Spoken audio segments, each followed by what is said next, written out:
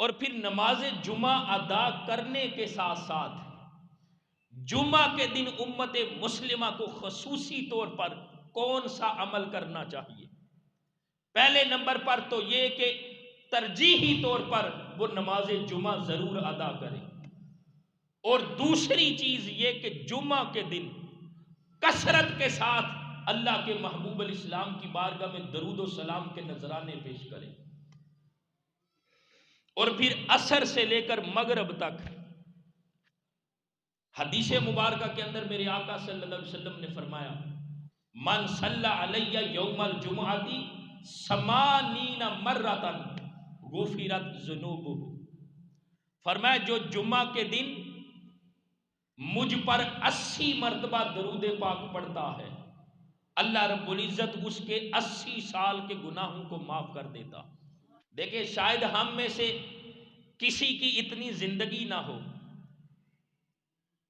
آنے والے ادوار میں شاید ہماری اتنی زندگی نہ ہو، لیکن درود پڑھنے کی فضیلت کتنی ہے؟ فرمایا جو 80 مرتبہ درود پاک پڑھتا ہے اللہ رب العزت اس کے 80 سال کے گناہوں کو معاف فرماتا۔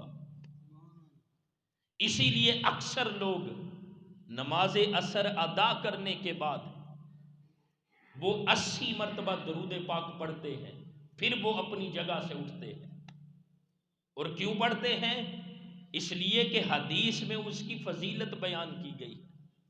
جو اس انداز میں درود پڑھتا ہے اللہم صلی علی محمد النبی الامی وعلی آلہ وسلم تسلیما، فرمایا اس انداز میں جو جمعہ کے دن 80 مرتبہ درود پاک پڑھتا ہے اللہ رب العزت اس کے 80 سال کے گناہوں کو معاف کر دیتا۔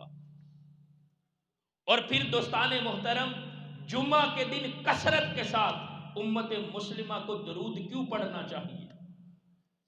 حضرت علی المرتضی شیر خدا رضی اللہ تعالیٰ عنہ سے روایت ہے، فرمایا کہ جو جمعہ کے دن اللہ کے پیارے رسول صلی اللہ علیہ وسلم کی بارگاہ میں 100 مرتبہ درود پاک پڑھتا ہے، وہ جب قیامت کے دن آئے گا تو اس کے ساتھ ایسا نور ہوگا کہ وہ نور ساری مخلوقات میں بھی تقسیم کر دیا جائے تو وہ نور سب کے لیے کافی ہوگا۔ اور پھر دوستان محترم، جمعۃ المبارک کے دن اور جمعہ کی رات کو درود پاک پڑھنے کی کتنی فضیلت اور عظمت ہے۔ حدیث مبارکہ کے اندر فرمایا کہ جو جمعہ کی رات کو اور جمعہ کے دن کو، یہ جو 24 گھنٹے ہیں، ان میں جو اللہ کے رسول صلی اللہ علیہ وسلم کی بارگاہ میں درود پڑھتا ہے، فرمایا اللہ رب العزت اس بندے کی 100 حاجتوں کو پورا فرماتا ہے۔ ان میں سے 70 حاجتیں وہ آخرت میں پوری فرمائے گا اور 30 حاجتیں اس دنیا کے اندر پوری فرماتا ہے۔ جو جمعہ کی رات کو اور جمعہ کے دن کو اللہ کے رسول صلی اللہ علیہ وسلم کی بارگاہ میں درود بھیجتا ہے، اور پھر وہ درود اللہ رب العزت ایک فرشتہ مقرر فرما دیتا ہے، وہ فرشتہ درود لے کر اللہ کے رسول صلی اللہ علیہ وسلم کی بارگاہ میں حاضر ہوتا ہے، اور فرشتہ عرض کیا کرتا ہے کہ یا رسول اللہ علیہ وسلم، جس طرح ہم آپس میں ایک دوسرے کو تحفے دیتے ہیں، وہ پڑھا ہوا درود فرشتہ تحفے کے طور پر اللہ کے رسول صلی اللہ علیہ وسلم کی بارگاہ میں لے کر حاضر ہوتا ہے، اور عرض کیا کرتا ہے یا رسول اللہ علیہ وسلم، فلاں شخص نے، اس کا یہ نسب ہے، یعنی فلاں باپ کا بیٹا ہے، اس کے قبیلے کا نام لے کر وہ فرشتہ عرض کرتا ہے کہ فلاں شخص نے یا رسول اللہ آپ کی بارگاہ میں درود بھیجا ہے۔ اور پھر وہ جو درود ہے آقا کریم علیہ السلام وہ درود لے کر اس کو محفوظ فرما لیتے ہیں، اور وہ جو درود پڑا ہے نا، وہ جو اللہ کے محبوب علیہ السلام نے محفوظ فرما لیا ہے، اس درود کی برکت ایسی ہوگی کہ درود پڑھنے والا جب آخرت میں جائے گا حوض کوثر پر اللہ کے محبوب علیہ السلام دیکھیں گے تو درود پڑھنے والے کو دیکھ کر پہچان لیں گے. وہ درود پڑھنے والا قیامت کے دن اللہ کے محبوب علیہ السلام کے قریب ہو جائے گا، اور جتنا حضور کے قریب ہوتا چلا جائے گا اتنا ہی اللہ کے عذاب سے دور ہوتا چلا جائے گا. اور جمعہ کے دن اس لیے فرمایا کہ کثرت کے ساتھ درود پڑھو. آقا کریم علیہ السلام نے حدیث مبارکہ کے اندر حکم فرمایا کہ جمعہ کے دن مجھ پر درود کی کثرت کیا کرو، درود کثرت سے پڑھا کرو، اس لیے کہ یہ دن یوم مشہود ہے. اس دن کو اللہ رب العزت خصوصی طور پر آسمانوں سے زمین پر فرشتوں کو نازل فرماتا ہے، اور وہ فرشتے دیکھتے ہیں جو حضور کے غلام درود پڑھتے ہیں، ان کا وہ درود لے کر بطور تحفہ اللہ کے رسول صلی اللہ علیہ وسلم کی بارگاہ میں پیش کرتے ہیں. صحابی نے عرض کی یا رسول اللہ علیہ وسلم آپ کے وصال کے بعد بھی اسی طرح پیش کریں گے؟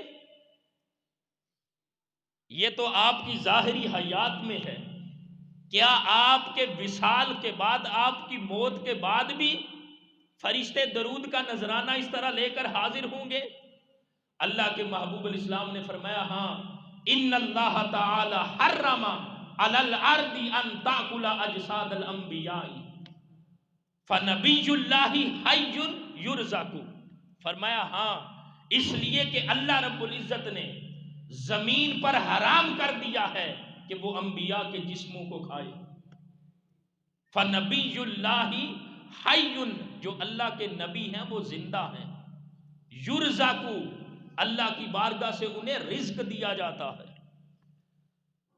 یہ تو انبیاء کا حال ہے کہ سارے نبی زندہ ہیں، تو جو امام الانبیاء ہو، جو خطیب الانبیاء ہو، جو سرور انبیاء ہوں، وہ تو بدرجہ اتم زندہ و جاوید ہیں.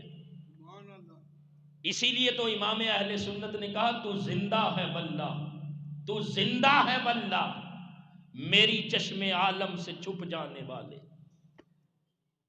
ہمارا حال یہ ہے کہ ہم دیکھ نہیں سکتے، ورنہ اللہ کے محبوب علیہ السلام، ان کے لیے تو سارے پردوں کو اللہ رب العزت نے ہٹا دیا ہے. اس لیے کہ میرے آقا اگر زمین پر ہوں تو آپ کا ہاتھ جنت میں ہے. فرمایا اگر میں ایک خوشہ بھی توڑ کے لے آتا تو قیامت تک کھاتے رہتے، کبھی وہ ختم نہ ہوتا. فاصلے ہمارے لیے ہیں، کیوں؟ ہم گناہگار ہیں. اس دور میں ایسی مادی ہوائیں چلی ہیں اور ان مادی ہواؤں کا ہم شکار ہو گئے کہ ہم نبینا بن گئے، بینا نہ رہے. ورنہ جو بینا ہیں، جن کی آنکھیں کھلی ہیں، ان کو آج بھی تاجدار کائنات صلی اللہ علیہ وسلم کا جو فیض ہے وہ نصیب ہو رہا ہے. اس لیے کہ فاصلے تو ہمارے لیے ہیں، ان محبوب بندوں کے لیے تو کوئی فاصلے نہیں ہے. تو دوستان محترم، اگر آج بھی کوئی درود بھیجتا ہے تو اللہ کے رسول صلی اللہ علیہ وسلم کی بارگاہ میں وہ پیش ہوتا ہے. لیکن جو جمعہ کا دن ہے، اس دن کو فرمایا کہ کثرت کے ساتھ درود پڑھا کرو، اس لیے کہ جو یوم مشہود ہے، اور اس روز آسمانی کائنات سے اللہ رب العزت فرشتوں کو نازل فرماتا ہے. اور پھر جو جمعے کے دن درود پڑھتے ہیں نا، فرمایا ان کا جو درود ہے وہ فرشتے سونے کے قلم کے ساتھ چاندی کے کاغذ پر لکھتے ہیں. تو درود پڑھنے والوں کو اور کیا چاہیے؟ اتنی عظمتیں، اتنی بخششیں، اتنی سخاوتیں اور اتنا کرم کس کے لیے ہے؟ جو اللہ کے رسول صلی اللہ علیہ وسلم پر کثرت کے ساتھ درود پڑھتا ہے.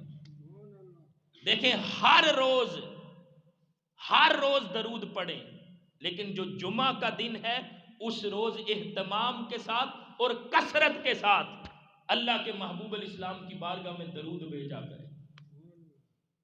ایک تو ہم حضور کے غلام ہیں، حضور کے امتی ہیں، ہمیں چاہیے کہ بطور غلام اللہ کے محبوب الاسلام کی بارگاہ میں کثرت کے ساتھ درود پڑھے، اور جمعہ کے دن وہ جو درود ہے اور زیادہ اس کی کثرت کرے، اس لیے کہ اللہ کے محبوب الاسلام نے فرمایا۔ تو دو کام کرے جمعہ کے دن، صرف دو کام۔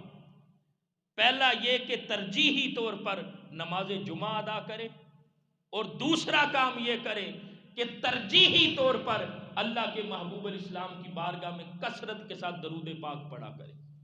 اللہ تعالی ہم سب کو عمل کی توفیق عطا فرمائے۔